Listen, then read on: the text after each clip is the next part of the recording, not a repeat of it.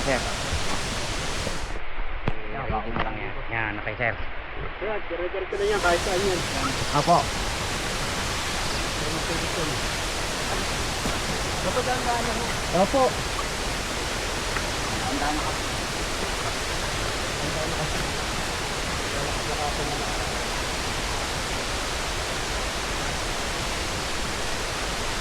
Pababa ka, kuya?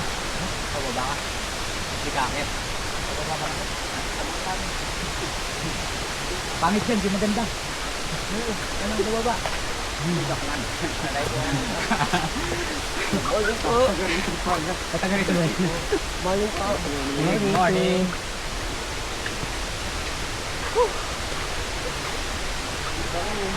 Hindi ba training? Andy. Eh.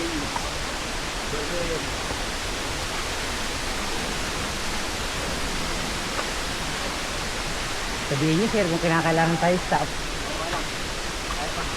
Yung training to. Kainan.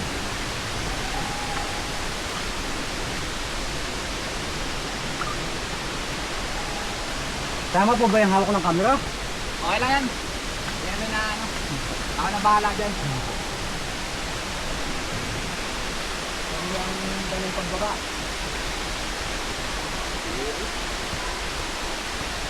Sir, oh, may sasabitan ha. Sige. Ayan o. Tiyo ko lang konti.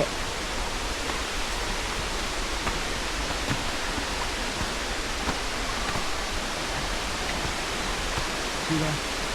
Ayan, okay. Sapit. Hop. Tiyo ka lang.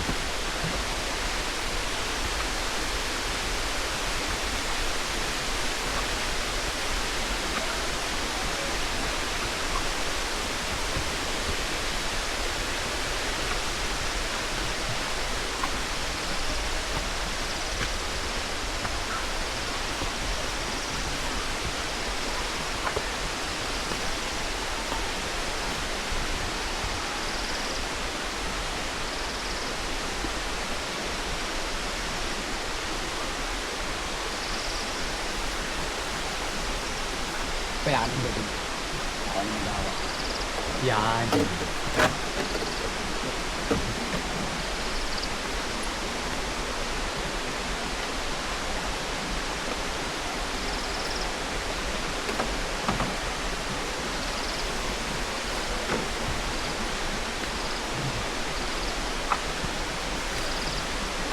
Sige naman.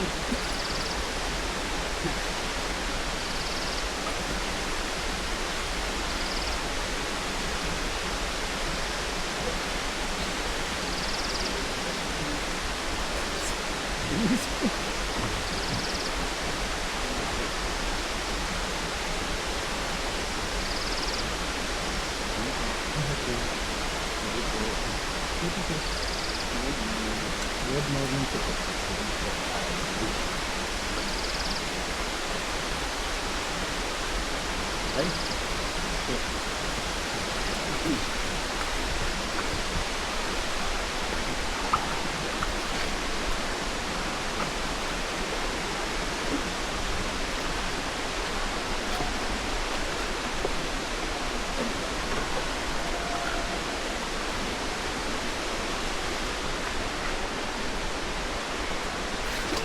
Mo. Asban. Layo pa kuya. Medyo malapit na po tayo sa kalahati. Yun! Bigyan ako ng lakas. Na dito lang po sa part ng area ng Kapahuyan, Bubuwat.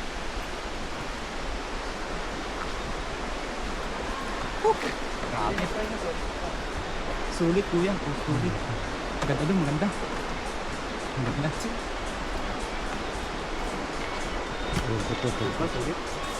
Kaya. Baba. Hello po. Wala, sinara na. Sinara na po. Oo, kaya kasi ibabalik ko lang kami. Video.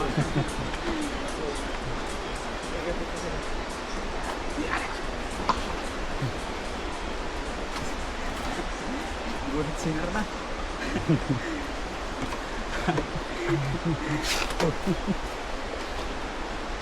Nahina na effect ng aking saggal. Kaya ako nababalik. Tera, oh. Okay. May sasabitan ulit. Dalawa ito, dalawa. Ah, malapit na. Parang nadaan ako yung plastic. Ay, pala yan. Ito pala yung nakasalubo ko.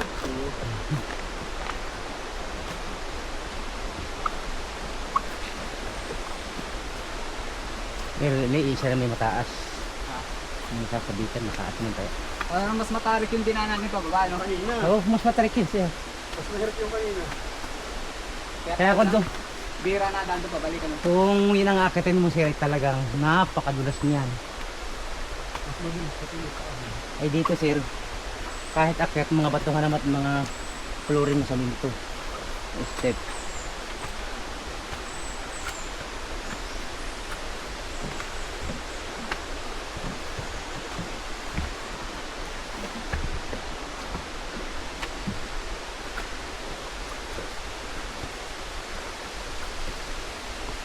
After po ito makakat natin, may pahinga dyan sa ibabaw. Ha? Meron po yung mga lamisa sa ibabaw. Oo. Kayo madadaanan. At nandiyan na rin po yung logo ng aming hulugan. Oo. Sa ibabaw na yun. Itong gubat.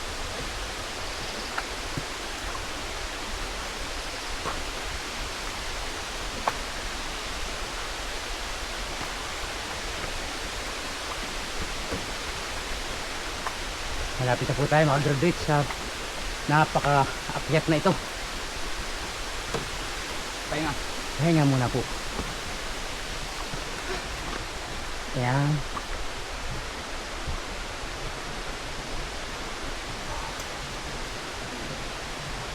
Para makapagpahinga sa bulan.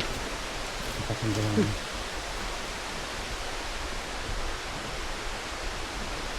Kaya, kaya pa. Ayan. Tinanong. Sir yan. Sandal ulit sir yung ano. Yan. Ganda, no? Ayan. Kaya parang dinadayo yun. Ang ganda.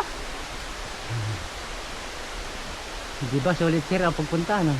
Iba palang mga ano din guys ay marunong pa ng drone ano. Opo. May bayad ka na lang. Ha? May bayad doon. Ang. Yung pagpalitan nila. Wala po wala. Kasama na dito. Ano? Opo. Marunong. Ayun po.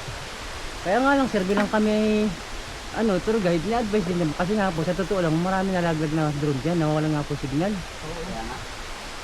Kaya sa ngayon kami, lagi na lang nag-advise sa mga may drone na umaari dun sa willing laan na kayang pagpapaliparan. Pwede mo magpalit at ang pa rin. Oh. Kaya nga, nakasulunod mo. Basta mo paalala. Bali, kung hindi po nakuha yung drone ng SWAT, Oo. bali patatlo po sa amin. Yung dalawa hindi na po nakuha diyan eh. Na lububog niyo. Opo. Ayun yung sumama. Baka po iba ay nakahang sa kakahuyan kasi yung mga ibang puno niyan sa dulo may mga bagin-bagin. Ay, oo. Yun, baka po Ay, yan nakahang. makakalaglag pag sa bago. Opo. Halos nga po na iikot na namin irengen ay doon sa dalawa na walang drone ay talagang hindi namin makita sa baba.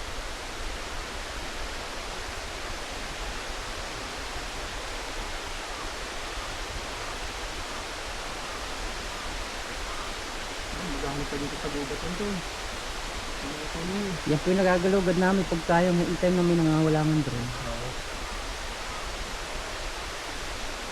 Press mo. Tuloy lang naman.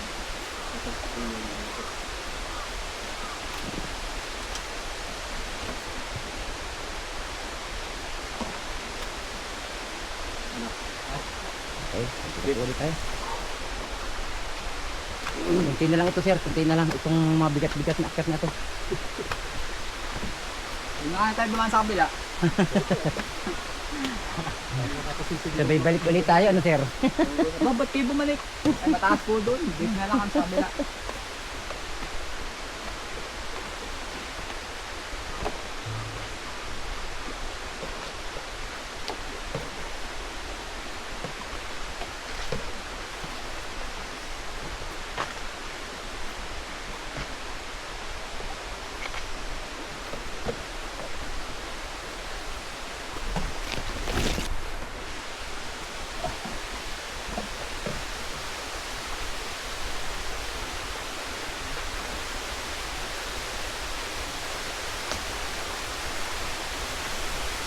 Yun. Yan na yun, oh. Oh, malapit na sir, malapit na. Pang final mula doon sa baba. Ito na sir. Pero may lakad pa rin tayo sir ha. Mula. After nitong makakita tayo ha. Ha? May lakad pa rin tayo mula rin sa ibabaw na 5 to 7 minutes. Bago natin marating ang Dulong Karsada.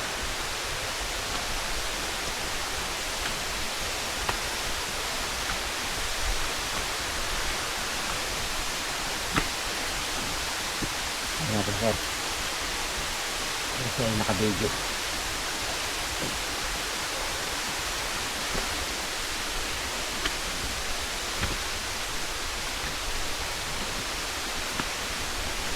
Yun. Ang wakas. Ito na, Rudy. Ito na. Ang lamesa.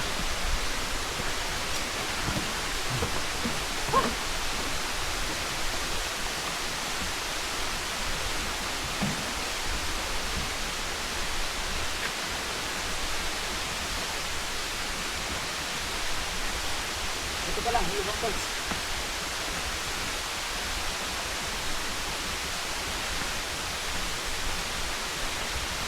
Oh. Ito na sir. May lakad may hindi na masyado matarik o mataas. Ayan. Ito natin yung logo ng aming hulugan.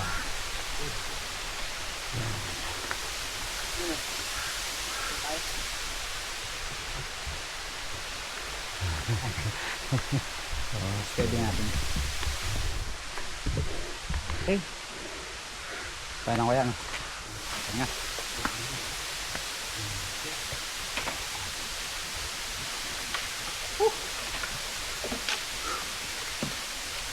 Yun na kami sa ano, exit entrance ng Hulgan Falls.